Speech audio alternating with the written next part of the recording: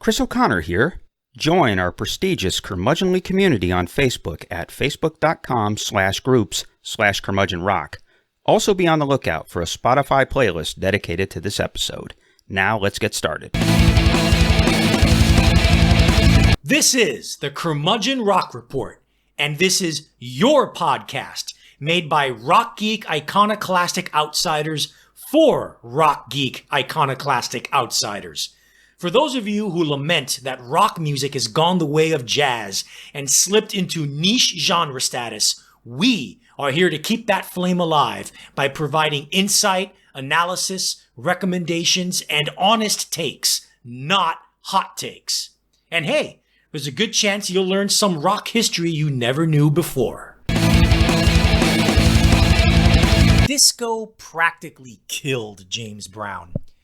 After a run of Herculean singles that changed not only the face of R&B and soul music, but popular culture as well, while inventing funk and laying down the groundwork for hip-hop, disco came along in the mid-1970s and made Mr. Brown irrelevant very quickly. Try as he might, he could not rekindle the magic of his halcyon years, and attendance at his shows dwindled to a paltry fraction of what it used to be. Alas, Hollywood beckoned. First, in 1980, the Dan Aykroyd, John Belushi film, The Blues Brothers, which featured Brown as a high-energy, charismatic gospel preacher and saw the godfather of soul practically steal the whole movie, re-established Brown's proper status as a living legend and national institution in the eyes of the American public. Then, in 1985, he had another cameo appearance in Rocky IV that resulted in him having his last big hit and one of the biggest of his career with Living in America. Brown was back, baby, bigger than ever, and had certified legend status thanks to the mainstream emergence of hip-hop, a genre that bore a huge debt to his influence. Alas, middle-aged James Brown still managed to fall into the typical pop star trappings of those half his age: an increasingly bad drug addiction, toxic romantic relationships, and trouble with the law. Yet, even after a 2.5-year prison sentence for aggravated assault, resisting arrest, and a conflation of other offenses, he emerged in 1991 as the living embodiment of all that encompassed black music in the second half of the 20th century and was a touring machine until his death in 2006. Welcome to the Curmudgeon Rock Report and Part 3, the final installment of James Brown, the super bad Mr. Dynamite of all legacies. So Arturo, James Brown went from teaching the world to get its funk on in 1967 with the masterful Cold Sweat to creepily lusting after Big Butt in 1979 with the not-so-masterful For Goodness Sakes, Look at Those Cakes. Yike. Yeah. Yikes. The mighty took a great fall there, didn't he? Yeah, disco made him desperate. Which, Yeah. And I'll mention this later, but the irony is that his music, his peak period music, was such a one of the foundational parts of one of the foundational elements of disco's DNA. Yet he couldn't wrap his head around disco. Yeah, which is just kind of strange. Yeah, like you said, disco bubbles up from his influence, and then he's like trying to catch up with them and do a facsimile of them. It just kind of shows you either he was just in an inspiration funk, like not the funk, but just a funk. Yeah. Or it was just a struggle. But we're going to be talking about that. This is kind of the fall, the re-rise, the re-fall, and the re-rise of James Brown. He really fluctuated all over the place after the 1970s. Yeah, seriously, it was like a strange run. Once he gets from like the late 70s to the rest of his life, he had it was wild. I mean, it was really just kind of wacky. Most people mellow out with age, but not James Brown. No, he didn't mellow out, and not in a good way, by the way. This is not, I guess this is where in part three, we've done a lot of this with good humor and marveling at the ability and marveling at some of the outrageousness. Yeah. Uh, it gets kind of dark here Yeah. It really in does. the '80s, which we'll talk about. But you know where it's never dark, right? The parallel universe. Yes, it is never dark in the parallel universe. Good guess there, bud. Yep, we are over here in the parallel universe on the other side of the space time continuum, where rock and roll is still predominant and is still awesome and is still revered by everyone and everything. It has not lost its steam, and we don't have to put up with too much auto tune over here in the parallel universe. Fancy way of saying this is the section of the show where Arturo and I cover new or newish records by contemporary artists and those folks keeping the rock flame lit. And we do that on every episode, which we cover one of those albums. Arturo, who are you covering this weekend or on this episode in the Parallel Universe? Yes, one of this podcast's favorite contemporary hip hop artists, Mobile, Alabama's own Flo Milli, just a few months ago released a standalone single called Nasty Dancer. This is, well, in a parallel universe where good music gets airplay, Flo Milli would be a superstar. That's where she Yeah. falls in. This is a fun as fuck, slinky grooved dance track set to a very old school, almost late 1980s minimalist beat with a glistening synthesized string arrangement in the background guiding it through.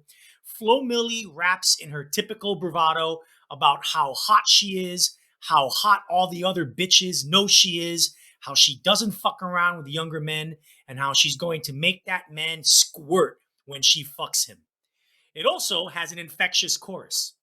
She is not the most socially conscious rapper in the game, for sure, but she is one of the most skilled rappers in the game right now. She has a terrific, inventive flow, and even her nasty ass pornographic lyrics are cleverly delivered and have a sly, tongue in cheek wit to them. It's only a matter of time before I think she crosses over to the mainstream and thus out of our parallel universe. Chris? Yeah, I agree. Probably by the end of 2025, she'll be a star because she's ascending for sure. But for now, she's still on this side where we are making people aware of the growing greatness of Ms. Flo Milli. But anyway, yeah, I like this song. You can't quite call it tasteful, but it's not as outrageous as some of her earlier stuff. Dude, Why? the name of the song is Nasty Dancer. It's not polite, politically correct dancer. No, no, it's not. She is still a nasty dancer, but what I mean is, her flow. She's gotten so good as a rapper and so confident as a musician and as a performer that it's not quite as blunt, and it's not. I mean, this is not comedy rap. I mean, Yeah, some of her earlier stuff, because it's so unrefined and still so bawdy, yeah, almost counts as comedy rap, but this is not. And like you said, great flow, and I love the beat in the sense that it really does evoke the vocator loving days of the early '80s. yeah. A lot of sort of the underground dance music and early hip hop that was going on from Bambaataa and Hmm. the Treacherous Three and groups like that. So she's kind of embodying that spirit, but she rides that beat really, really, really well, Yeah, which is why she can get away with some of the. She is a nasty dancer and a nasty talker, yeah. and it's Oprah Winfrey's not exactly going to be calling her to come on to OWN anytime soon. Let's just put it that way. Another band that we actually love, which is why we're covering them on this episode, is the Tuareg musical collective Tinariwen. And you wouldn't think there's two things that you wouldn't think that would go together all that well, Arturo, Yeah. and that's intricate, inherently minimal Tuareg blues and folk, and the so flush and maximal, it's almost precious production style of Canadian Daniel Lanois. But yet somehow, for the most part, that works on Tinari Wen's new record, Amatsu, which is just out within the last 6 weeks or so. Now, what and who are Tinari Wen? For those that don't know, I'll just give a brief overview.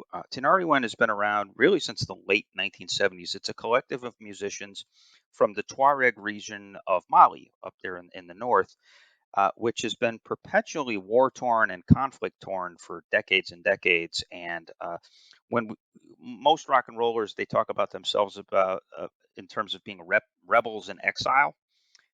They're being metaphorical, not these guys. These guys are actually rebels in exile Yeah. and have been for a long time. And their story is that they were kicking around uh, doing this regional blend of folk and blues and sort of African polyrhythms up there in that region. It's almost got a very it's almost desert noir. It's African desert noir is one way that you can describe their music. And they had been kicking around for decades, and they started to get more of a profile. And starting in the early 2000s, they sort of broke out with the world music enthusiasts in the recording industry. And by 2012, they're winning a Grammy for their album, their 2011 album, Tassili, which is just a really wonderful blend of styles, mostly recorded live, and just a beautiful record and fairly minimal. And this band, I guess they're more of a collective, but there's three constants uh, that they're all really compelling vocalists, but all three of them are amazing lead guitar players. This is one of the best guitar bands in the world. And these guys are Ibrahim Ag Al Habib. He's the He's main the guy, by the Yeah, way. he's the main guy. He's basically the founder, and he's the leader. And then there's Abdallah Ag Al Husseini, and then Al Hassan Ag Taumani or Tauhami. And together they do the lead guitar and the lead vocals for the songs that they write. And but mostly it's Ag Al Habib that does the music. And so they've been able to get this following, and now every couple of years they release a record, and they've just done this one. This one though comes out of it's kind of a strange exercise. It comes out of COVID, like true COVID exile. That originally they were supposed to travel to Nashville, and Jack White was supposed to produce this record, Mm. but because of COVID travel restrictions, they got stuck there in Northern Africa, and they hooked up with Daniel Lanois. And as I understand it, there was a lot of tape trading that Lanois got a hold of the masters and was able to do his thing from there. Although you know, I don't necessarily. You would think, in theory, that shouldn't be a good thing because Lanois does take these tracks and he overdubs the heck out of them with country music instruments, In banjo. Lanois' mind, West African desert blues is country. Yeah, I know. And so there's banjo, there's violin, there's pedal steel. Young country musician, New Yorker actually, Fats Kaplan, plays on several tracks on this record. Lanois plays pedal steel too, and so it's like, why exactly do Tinariwen, who can more than hold their own with their guitars and also their percussion? It's really exciting percussion arrangements on these songs. Why exactly do they need banjo and pedal steel and violin? Uh, I guess that's a complaint you can make is that it becomes more maximal than it needs to be, but for the most part it works. And continuing a theme for 2023, this is a good 3.5 star record. Everything we do this year is 3.5 stars. Highlights. I'll point out four songs. There's Tenere Den, which is a pretty mid-tempo ballad propelled by resonant soaring lead guitar and fiddle counterbalance from Kaplan that complements it way better than it logically should. There is Araj Gayani, which is an epically rumbling meditative jam from Al Habib sung with stern purpose. There is Tijit, which is my personal favorite song on the record. It's an acoustic, it's similarly meditative and perhaps jollier uh, because of rhythmic claps and a subtly relaxed beat. I mean, seriously, this is one of these ones that on repeat listening, it's not quite as energetic as you think it is. And that's because of the time signature. It's a really it's weird but fascinating. And then finally, there's a song called Anna Moaka, or Anamoaha, which is an up-tempo number from Al Habib, where percussion and banjo are somehow managed to coexist without clashing. Perhaps the closest thing on the record to actual dance music. So there's another Tuareg that we've talked about on this podcast several times, Mdu Makhtar, young guy who is one of the better guitarists in the world. And he's kind of an it boy among indie rock enthusiasts and journalists here in the States. He's got a Brooklyn bred bassist in his band. But Mokhtar would be nowhere and would be nothing without the undying influence and Sure. presence of Tinariwen. And so, Yeah. folks, if you haven't listened to Tinariwen, we definitely recommend that you spend some time. Start with Tassili. I think Tassili is the best of those records that they've done. Although the 2017 one, I think it's called Elwan, was very very good as well. And that's more rocking than this one. I love Tinariwen. I'm a big fan. If you want to hear the best of Tinariwen, you really have to go way back.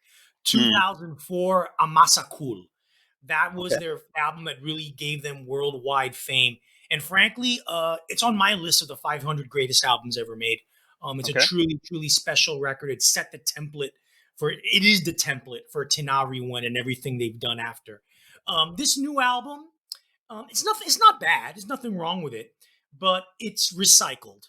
Aside from the Daniel Lanois country embellishments in the arrangements, it's mellow. It's mostly mellowed out acoustic Tinariwen.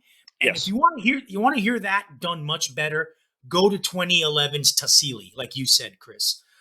That's the acoustic Tinariwen done way better than this. Chris here again. We usually end our episodes by inviting you to join our Curmudgeonly community page on Facebook. Well, we're picking up our efforts there. Know people just as passionate as us about rock and roll? Invite them to join in the fun. You don't actually need our permission to do so. Also, expect to see a lot more content up there moving forward. Our mission is to engage you, so darn it, we'll engage you like a fire hose, or maybe like a firehouse if we're going to give love to Gene Simmons. We may also be making a few offers. Want to wear a t-shirt featuring our logo? You may have that opportunity soon. So be a fellow curmudgeon, help us expand our little community, and share your own musings via your own posts. We're at facebook.com/groups/curmudgeonrock. Okay, now we get to start talking about James Brown once again. This is the third part of our discussion on Brown. You obviously go back and check out our first two parts. When last we revisited Brown, he was at the end of his marvelous period of creativity where he introduced funk to the world. We had said at the end of that string of hits that we talked about last time, the last song we talked about was My Thang, where we said he started to get back to singing real songs and not doing the pure rhythmic workouts that he had been Right. doing. And so it was horn arrangements that were closer to what he was doing in the late 50s and early 60s. It was more melodies, the kind of thing that he was doing in the late 50s as well. Well, after like My Thing and like Funky President, that was no longer a good thing. And ironically enough, he got swallowed up by disco, which without him probably wouldn't have existed. Right, Art? That's the big irony of it all. Yeah. We ended the previous installment of this James Brown trilogy in 1974, like you said, right when he was ending his peak years as one of the greatest American musical innovators of the 20th century. Starting in 1975, an entirely new genre of music, rooted in R&B, soul, and funk, would fluctuate throughout the mainstream that would eventually affect all of pop music for the rest of the decade. This, of course, is disco, starting in loft parties in New York, catering to the gay, black, and Hispanic communities at the beginning of the decade. It moved on to gay dance clubs, then to more mainstream dance clubs, eventually becoming a constant presence on commercial pop radio. Artists like Donna Summer, Van McCoy, and Casey and the Sunshine Band latched onto this movement early on, and eventually most major artists basically had to at least experiment with disco in order to stay relevant throughout the rest of the decade. There's a long list of major names throughout the soul, R&B, and even rock spectrums that dipped their toes in disco, and James Brown was no exception. The problem was Brown just wasn't very good at it, which, like I said before, is ironic considering how Brown's records were a big part of the music that was spun in underground clubs in disco's early days. He dipped into disco with the 1975 album Sex Machine Today, which was a resounding flop. The irresistible Get Up Off of That Thing hit number 4 in the R&B chart in 1976, but after that it would be 9 years until a James Brown single reached the R&B top 10 again. Even tracks that I personally love, such as 1976's Body Heat and 1979's It's Too Funky in Here, charted very low, especially compared to the man's previous heights. His disappearance from the charts also precipitated a decline in attendance for his shows. He went from arenas to auditoriums to smaller theaters, and even then with lots of empty seats. By the time of 1979's desperate and terrible album, The Original Disco Man, he was he was barely writing and producing songs, leaving all the legwork to his producer at the time, Brad Shapiro. It seems that disco and George Clinton's Parliament Funkadelic Collective, which was hugely popular at Oh the yeah. time, had sucked all the funk out of the room, leaving little for anyone else, much less James Brown. Chris? Yeah, and don't forget Rick James too. Oh I mean, yeah, yeah, yeah, Rick James kind of took the mantle, or he kind of picked up where Brown left off. He was like he had the baton of the sort of the more melody based funk, as opposed to whatever you would call what Parliament was doing, which is right, brilliant, but is yeah, was nowhere near conventional. So yeah, James had kind of taken up the conventional funk perch at that point. mm, It's funny that you mentioned It's Too Funky in Here. That song is just fun. It really is, and yeah, I got to give it to Brown though. He did manage to hold on a lot longer than some of his peers did. Like the Chuck right, Berrys and the Little Richards and the. At least he managed to keep relevant until the mid '70s yeah, uh, before he dropped off. Whereas all those other guys and gals, if you include yeah, Aretha Franklin, they didn't necessarily maintain it uh, past like 71, 72, and yeah, if they even got that far. So at least he was able to find an innovation and keep going. mm, So I don't know again if it was just middle-aged malaise, if it was just lack of inspiration, if it, and we'll talk more about it later in the episode. Uh, Nobody really, Brown, like you mentioned last episode, he fired the Collins brothers for being right, high on LSD in a concert they did in 1971, and so he was yeah, very hardline about not having druggies in his band. But you almost have to wonder if what we knew, you know, that came out later, which yeah. was that he had a serious drug addiction problem, wondering if that was creeping up in the 70s. Sure. So And in and also retrospect, also you got to realize like no one is that creatively brilliant forever. no, You know, all bands have a shelf life. They really do. yeah, yeah, they do, or they have peaks and valleys anyway. I Right. mean, obviously, the most obvious one we can talk about that with that is Bob Dylan, who Yeah. since 1976 has had like long valleys with very short but brilliant climbs, and then Yeah. descends back into the valley. you know, Yeah. so you kind of get that. Uh, so yeah, no one's brilliant forever, but alas, you did mention that there was a 9-year period. Uh, it's the end of that 9-year period that is actually one of the more fun things to talk about in the entire Brown catalog, which we'll get to in a minute. Yeah. But in between that, uh, the beauty and the power of Dan Aykroyd, John Belushi, and John Landis gave Brown That's right. some unusually sourced new life. Now, didn't it? Yes. The James Brown's resurgence would come from a very unlikely place indeed. The huge success of the NBC skit variety show Saturday Night Live meant that several of its performers would go on to have success in Hollywood movies. Two of SNL's biggest stars at the time were Dan Aykroyd and John Belushi. Together with director John Landis, they crafted a story about a couple of blues singing and petty criminal brothers who try to raise money to save a Catholic orphanage from closing down. We're on a mission from God. That's the whole tagline from that, right? The resulting movie that came out in 1990 was The Blues Brothers, and on Aykroyd's demand, it featured a whole slew of legendary R&B, blues, and soul artists in both speaking and singing parts, such as Ray Charles, Aretha Franklin, John Lee Hooker, and Cab Calloway. Now, where does James Brown come in? Well, early in the film, there's a scene where both Blues Brothers are attending a sermon at the Triple Rock Baptist Church. Brown plays the part of Reverend Cleophas James and delivers an inspiring sermon and an even more scintillating musical performance where he basically does his James Brown act. Not only does it give the James Belushi character, John Belushi, sorry, not James Belushi, Yeah, I was John going to say, let's be Belushi, careful here. yeah, he gives John Belushi an epiphany and an idea on how to raise that orphanage money. It reintroduced James Brown to mainstream music and movie fans and exposed him to a new generation. It didn't generate any hit singles, but attendance at his shows spiked, and Brown's status as a legendary institution of American music started to solidify. He sold out a critically acclaimed residency of shows at the Reseda Country Club in Los Angeles in 1982.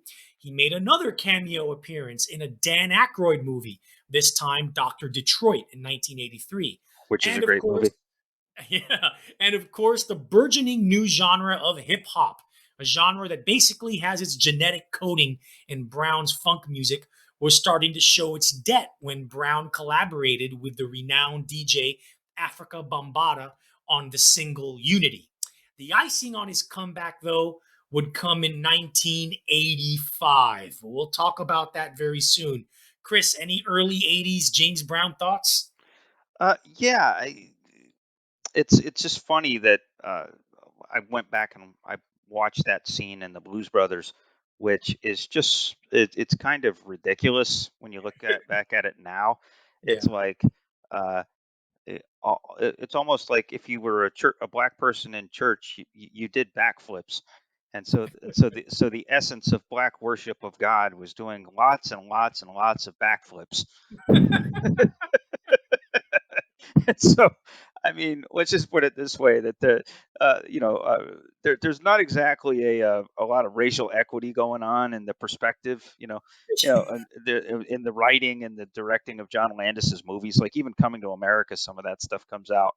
But but yeah, Brown is like you said, Brown is doing Brown shtick, and keep in mind, Brown never released a gospel record, Yeah. and yet he still has all this connection to gospel music because that's how he got his start. And then I think when a lot of people, I remember when I was a kid, my first exposure to James Brown was through this movie.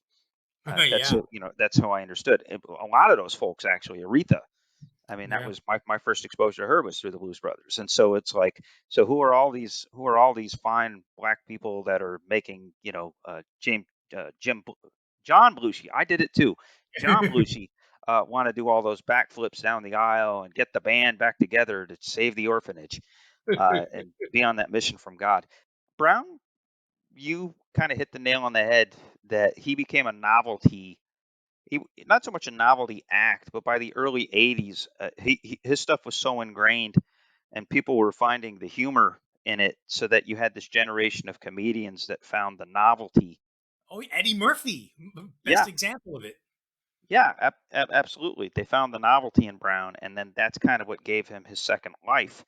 Yeah, And there was that skit on Saturday Night Live when Eddie Murphy in the early '80s, oh, the hot doing his tub. James Brown, the hot tub, hot tub, tub too hot, that kind of stuff. Yeah, and well, yeah, there's all that, but parody is the most sincere form of flattery Yeah, in a lot of ways, and that's kind of how it comes about, which then sets him up for, God bless Sylvester Stallone, and we'll get into this in very very very shortly, but Sylvester Stallone is very underrated for his kind of creative mind. yeah, Yeah. that a lot of his movies there's a shtick in it. Remember, he one of my favorite lines in Rocky One is when Apollo Creed first comes out and he's dancing around in his red, white, and blue outfit, Yeah. and Stallone is over there saying he looks like a giant flag, uh, which always cracks me up. But going off of that concept to come up with Living in America and the Right. staging of it, Yes. and is And just is yeah, brilliant. speaking of that, Sylvester Stallone, as most of us know, wrote, directed, and starred in Rocky Four. According to R.J. Smith in his terrific James Brown biography, The One, The Life and Music of James Brown, which you should read, Chris, it was also Stallone's idea. It was his idea to have James Brown in the movie singing a brand new song as an introduction to the exhibition boxing match between Carl Weathers' Apollo Creed character and Dolph Lundgren's Ivan Drago character. Stallone approached studio musician and songwriter Dan Hartman, a guy who specialized in writing big, bombastic songs for Hollywood movies. I Can Dream According to About You is him. yeah, yeah. According to Smith, quote, Stallone's pitch could not have been more direct. He wanted a top 10 hit sung by James Brown specifically with a strong patriotic undercurrent, end quote. Boy, did Hartman, along with his songwriting partner Charlie Midnight, who wrote for Barbara Streisand, deliver on that. Living in America, while not one of my favorite Brown songs, I'll admit, is indeed a tour de force that couldn't have been more at home in the technicolor day glow of Ronald Reagan's conservative America in the mid 1980s. If you say you haven't heard it, you're wrong. You have.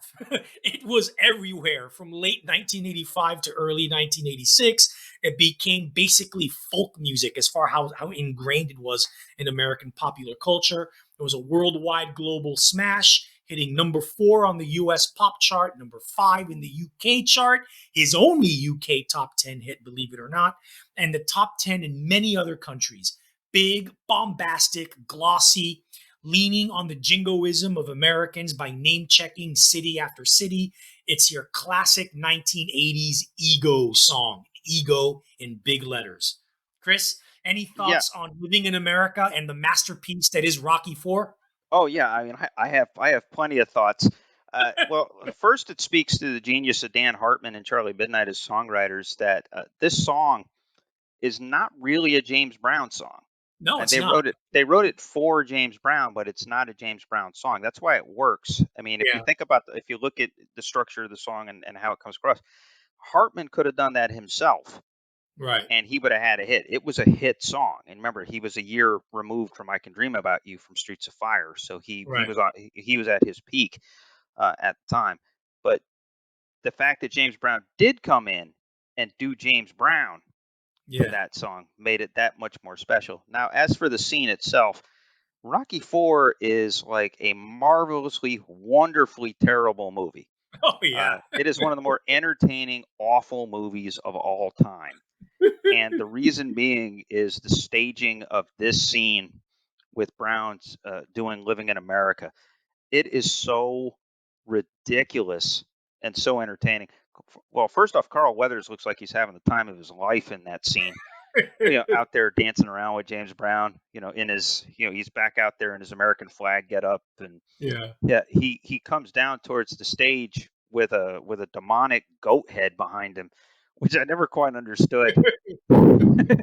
So oh, pardon the little bit of fuzz in my mic there, but it just was cracks me up that here you have like a Vegas boxing spectacle. You've got the red, white, and blue laden dancing girls, like the showgirls, like Vegas showgirls behind him. You've got Drago in the middle, like looking all pissed and all stern, like literally out there in front of James Brown. In the middle of all this is you got the pissed off Russian, like I'm about to kill you, out there in the middle, and Weathers is out there dancing, but he's coming down and he's descending with a goat head, like a satanic goat head, and I'm just like, where the hell did this come from?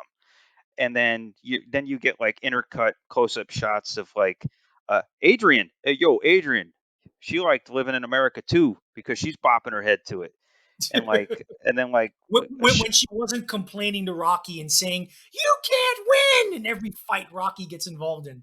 yeah, pretty much. And then there's The most even a shot of unsupportive sports wife ever. yeah, pretty much. And then you also get a shot of Burt Young as Paulie, like for some reason like holding a satanic shaman looking stick with a skull on the end of it. That I imagine was supposed to go hand in hand with the goat head. It's just bizarre, but it's wonderfully. It's like how Stallone thought of all this. Is just kind of mind-boggling. And then you also just have to love the pure poetry of the lyrics. Yes. Uh, Now let us quote this: smokestack, fat back, many miles of railroad track, all night radio, keep on running through your rock and roll soul. All night diners keep you awake on black coffee and a hard roll. Woo! And that's a James Brown lyric that James Brown did not write. It's like an impressionistic version of Bruce Springsteen. Yeah, exactly. As sung by James Brown in like a cheesy Rocky movie. High on So PCP. yeah, probably high on PCP as well. On this episode, we concluded our epic 3-part series on the life and career of the legendary James Brown. For the next episode, we stay in the state of Georgia and tackle a less famous yet no less interesting band.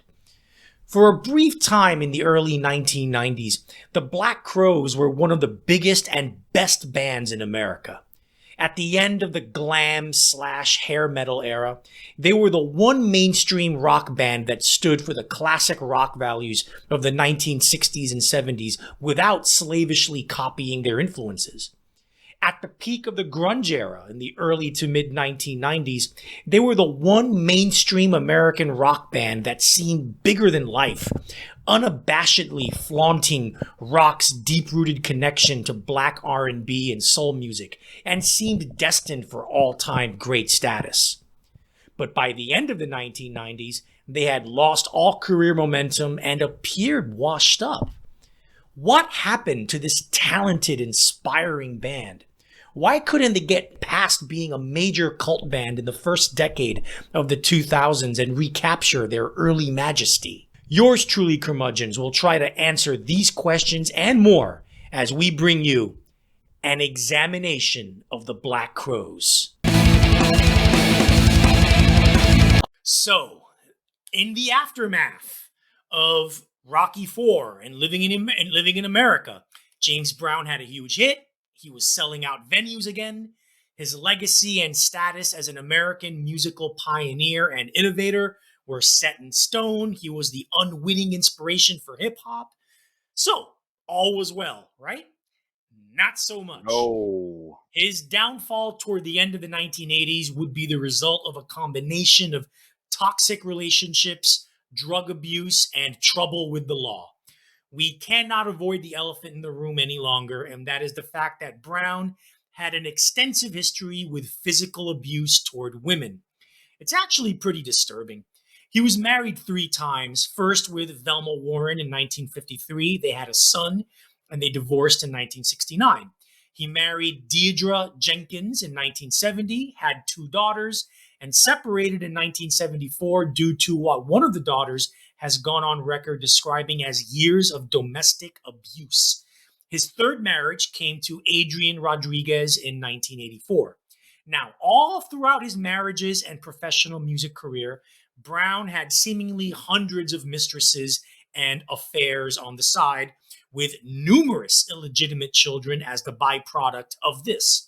The main problem, however, is the physical abuse that was a common thread in many of these relationships, as brilliantly detailed in R.J. Smith's book. I won't go into all of that, too much to go into, Yeah, but it bears seriously. mentioning that one of his affairs in the 1960s was with Tammy Terrell, who would go on to fame duetting on hit singles with Marvin Gaye before she died of brain cancer in 1970.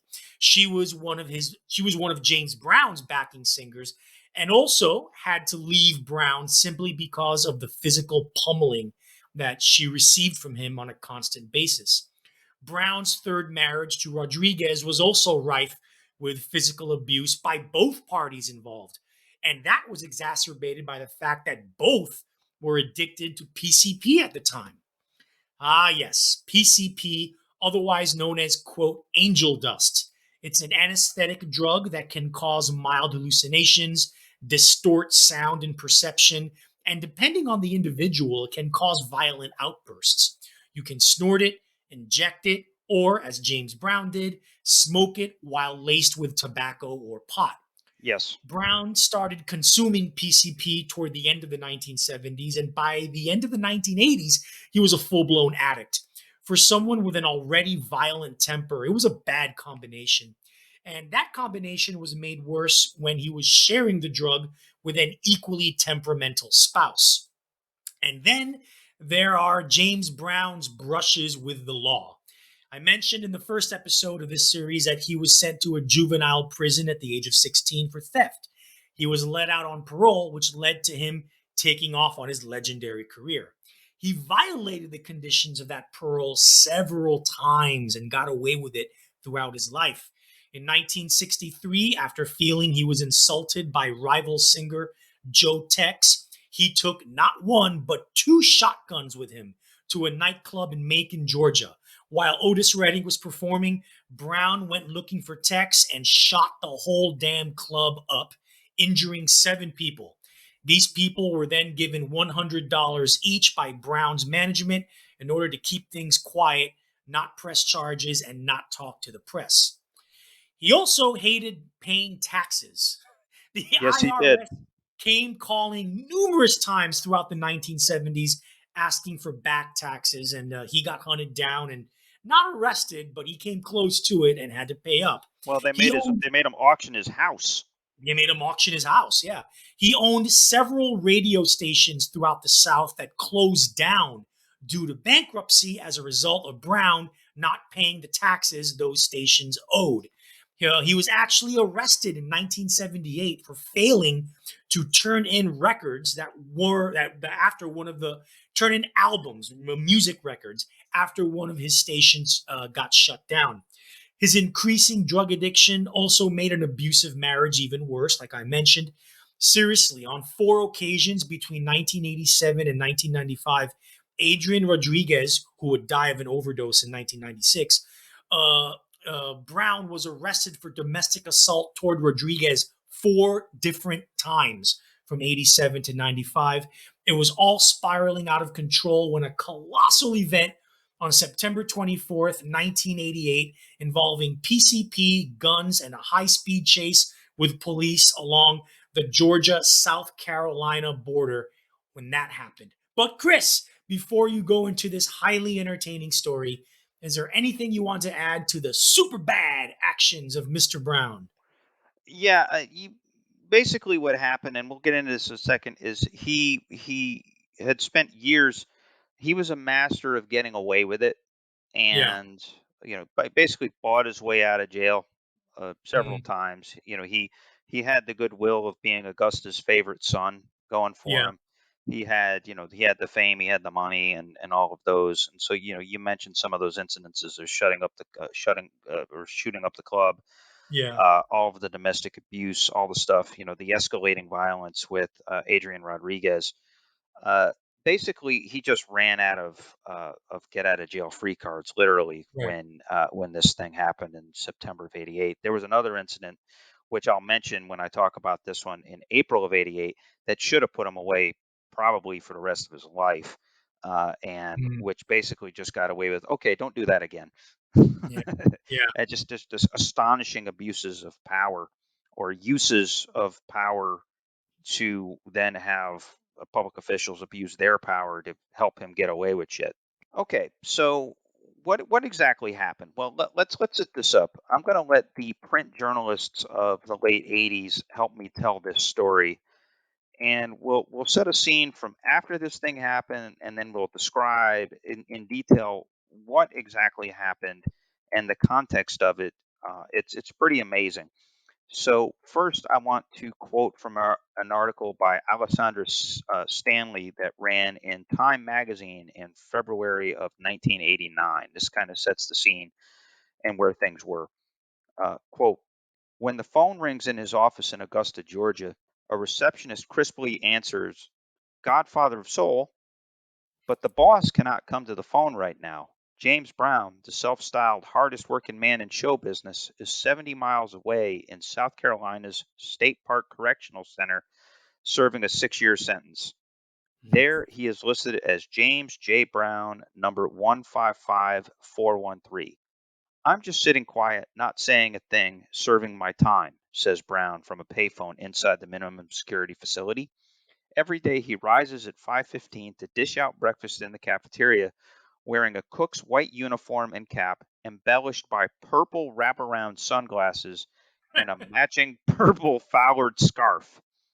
He, di- he directs the chapel choir, and attendance has doubled since he got there.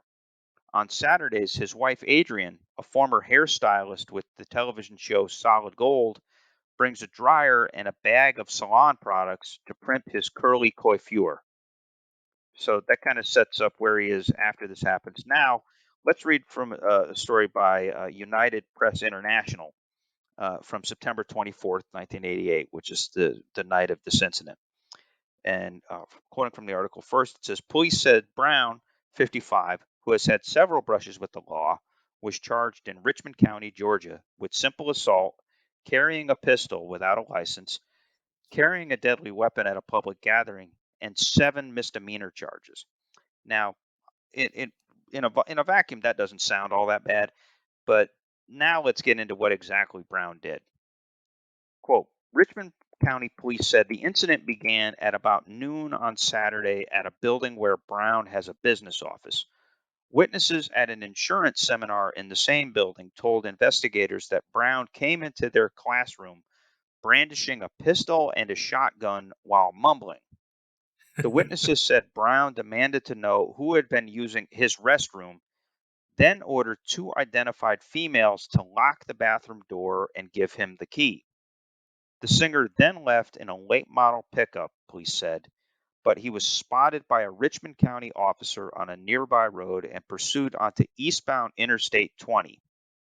The officer had to stop about a mile away at the South Carolina line, but a North Augusta, South Carolina officer took up the chase, authorities said.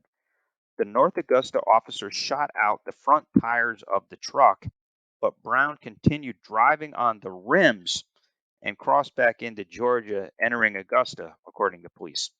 Augusta police chased Brown about 2 miles before the truck became stuck in the front yard of a home in a housing project, and police apprehended Brown with only what force was necessary, according to the police report. In July, and now it gets kind of into the background of what was happening here. In July, a grand jury indicted Brown on charges of possession of the drug PCP, resisting arrest, and possession of an illegal firearm after a May 18th incident in which he led authorities on a high-speed chase. Brown pleaded guilty to the resisting arrest and firearms charge, and no contest to the drug charge. He had to pay a $1,200 fine and was ordered to perform a concert to benefit abused children and police. Again, he's getting kind of the light treatment here. The superstar treatment, yeah. Yeah. Now, here's the amazing thing. In April, Brown, which was charged with assault with intent to murder after his wife, Adrian Brown, told authorities he fired several shots at the couple's car while she was inside. The charges were eventually dropped after Mrs. Brown refused to testify against her husband. Now, what that last paragraph does not mention are the facts that, as part of the allegations that Brown had made between this time and when she died, were an alleged sexual assault and a beating with an iron pipe. Mm. Yeah, and so that incident in April probably should have put him away. Basically, it was rape and assault with a deadly weapon and attempted murder. Should have put him away for the rest of his life. Why that didn't happen? It's just unbelievable. And so, as a kind of a postscript to all this, going back to the Time story by Miss Stanley in February of 1989, Brown is not eligible for parole until 1992. He actually got out in February of 91. His lawyers, who are working on an appeal, may seek a form of work release. Brown says what he misses most are his fans touring overseas and fooling around until 3 or 4 in the morning with friends. Quote, I'm well rested now, says the hardest working man in show business, but I miss being tired. Yeah. And Boy. so it would be funnier if it wasn't for all the dark shit that happened in 1988, where he had those 3 incidents with the law, and it was probably the least severe is the one that landed him in prison. Yeah, I know. Yeah. Yeah, sexual assault combined with assault with a deadly weapon. Jeez. Yeah, yeah, I was gonna say, and so it really is disturbing because you said he had all those things, but you forgot. Oh, and he liked to play around with guns too. Yeah, Yeah, right. Well, and that was the trouble with the law. Not just a gun, but guns that weren't registered. yeah, he had unregistered guns, and it was shotguns too, most of the time. And so Right. so a guy who's like he's kind of a caveman to begin with as far as his a man's got to do what a man's got to do kind of attitude. Now hop that guy up on PCP and put a shotgun in his hands. Yeah. Yeah, Right. this is not this. Unregistered guns, and he still doesn't like paying taxes. Yeah, and so yeah. Oh yeah, you come after him. No, no, you go after him.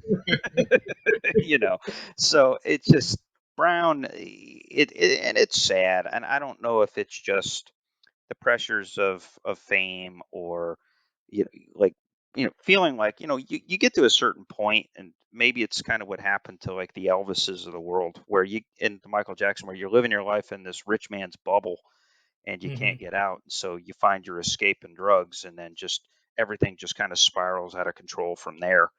um, Now those other two guys didn't have quite the violence issues, Right. quite the violence issues that Not even Brown, close. yeah, that Brown had. But you almost wonder if it kind of comes born from the same place, because from what I've read, he had managers and accountants in the 80s that weren't exactly looking after his best interests. He Mm. that basically stole a bunch of money from him. Like Oh yeah, he yeah, yeah, he made a bunch of money off of he sold his catalog at one point for like $26 million, and like his business manager like used half of it to go buy himself property down in Central America or something. It was something so something basically he crazy like sold that. his publishing, right? Yeah, basically he sold his publishing. It was like $26 million that he got for his publishing rights, and half of that was bilked. Mm. So there's just a lot going on. It was just and so he just kind of lost his mind. It got too big, too fast, too hard, and just he just between basically 1980 and when he died, which is basically what, like Christmas Eve of 2006.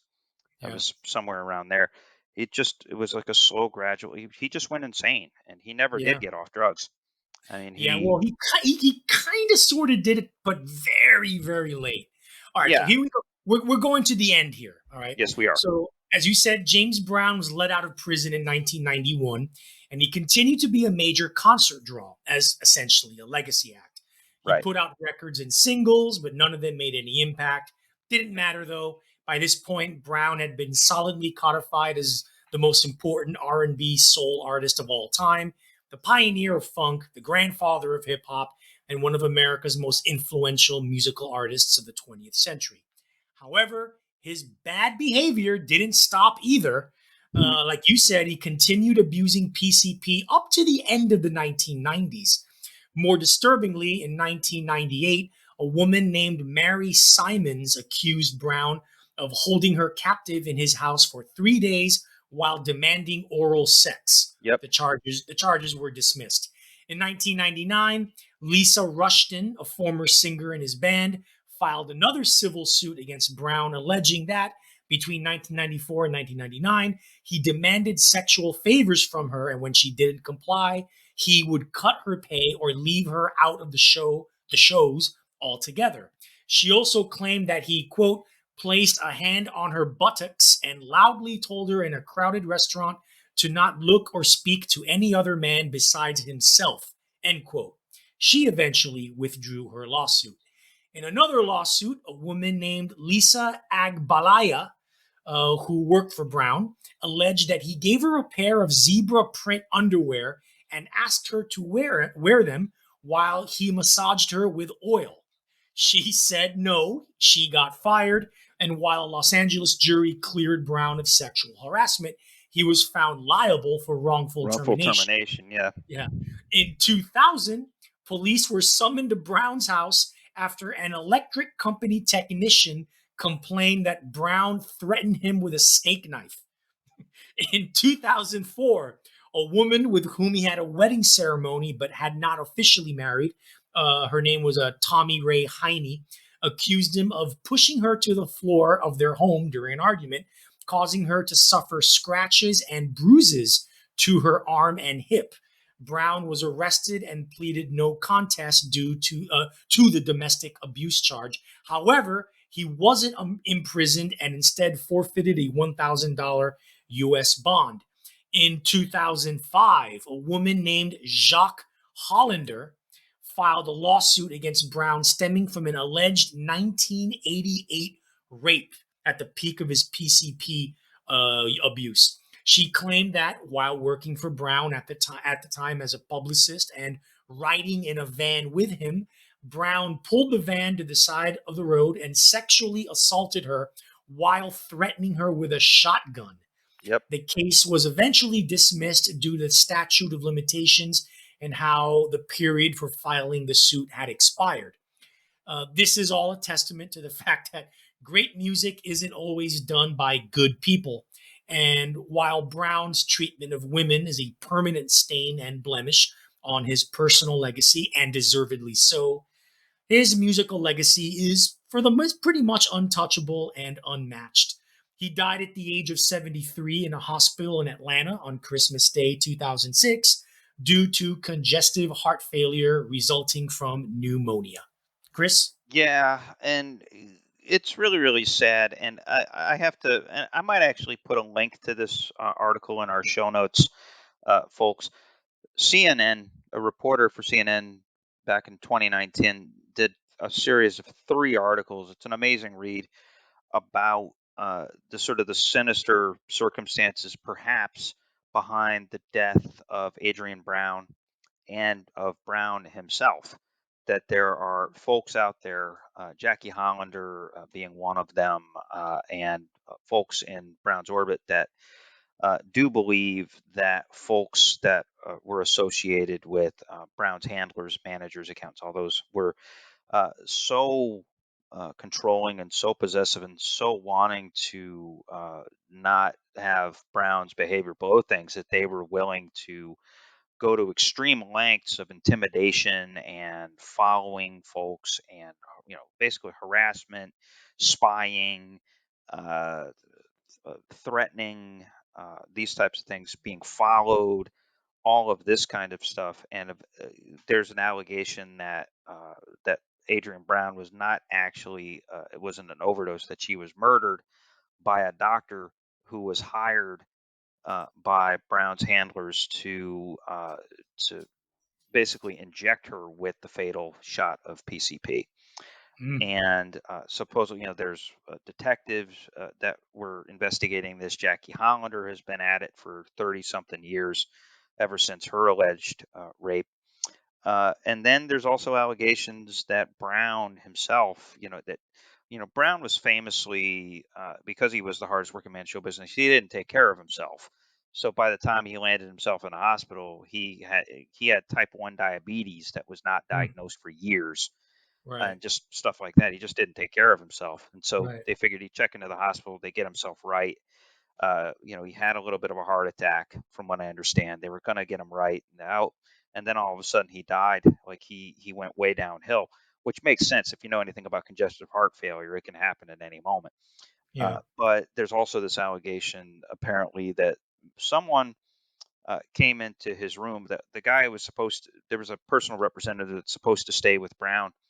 He leaves the room for a while he's out, another person comes in and injects his trach line with either cocaine or PCP or something and causes Brown to OD on the Mm. spot. And there's just a lot of compelling, this reporter does all the circumstantial work on this that makes you wonder just how wrapped up Brown and well, James Brown and Adrian Brown, like how deep into all of this they were as a result of the machinations of Brown's managers slash handlers and all of this. And so It's weird because there are people who claim that they were in the room when Brown died, when he took his last breaths. Like, yeah, yeah, so yeah. There's conflicting. Like one of his daughters, I think, said that, yeah, or, that or she or was in the something. hospital room with him while he Yeah, took his last breaths. That she was yeah. there.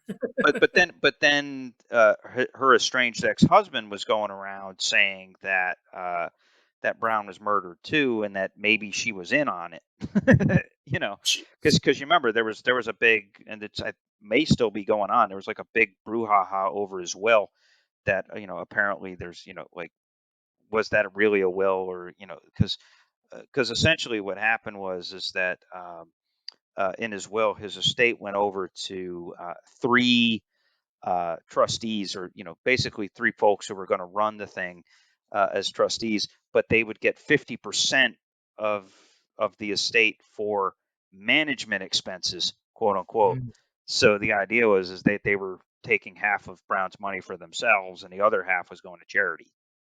mm. So there's just a lot of weird, dark stuff that's out there, and I don't know if any of it's true or not. That it's a hell of a story. Yeah, Clearly it's a hell of a story, but it does underscore that Brown, he lived fast, he lived hard, he lived wild, and things, you can't be that hard driving and not have everything go crazy. yeah, Whether it's drugs, whether it's mental illness, whether it's his own health. I mean, he literally ran himself into the ground, essentially, yeah, from it sounds like it, just untreated diabetes and other conditions. yeah, uh, but no, I encourage people to read the CNN article. I just came across it this week. It is a weird ass read, because you can't believe that that this kind of shit would actually happen. Like, I yeah. mean, let's just put it this way: James Patterson couldn't come up with shit this good, you know. So, and it's sad.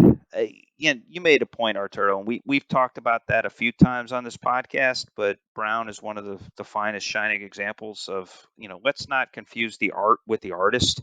Right. I mean, the art is indelible and will always last there. Brown was a genius. Brown did innovate popular music several times. He is the creator of the one. Without him, we don't get a lot of the early inspired hip hop that came out of New York in the late 80s, which, for what it's worth, Brown, when he got out of prison, collected his money from suing for his royalties from all those guys that sampled without permission. Yeah, But yeah, so he had this legacy, but he was a dark, dark, dark person, and yeah, there was a lot of darkness there, and there was a lot of corruption, deep corruption of the soul there, and so too bad. yeah. Well, Oh folks, well. we have ended our James Brown trilogy. Hopefully, you don't have to like or respect him as a human being, but you can respect him and like him as an artist and for his pioneering and innovative ways. Yeah, So, absolutely. And so ultimately, this is a celebration.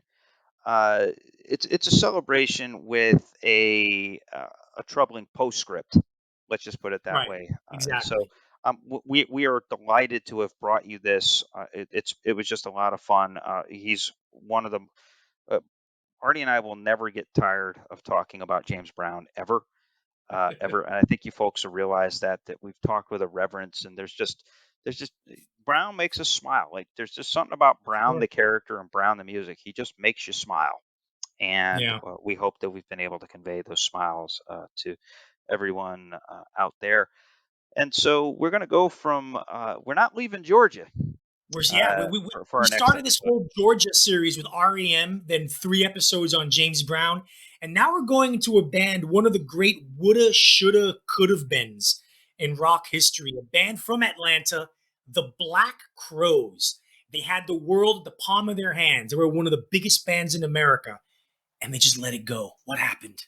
Yeah, absolutely. They became one of the great cult bands in America, but it didn't have to Yeah, be that way.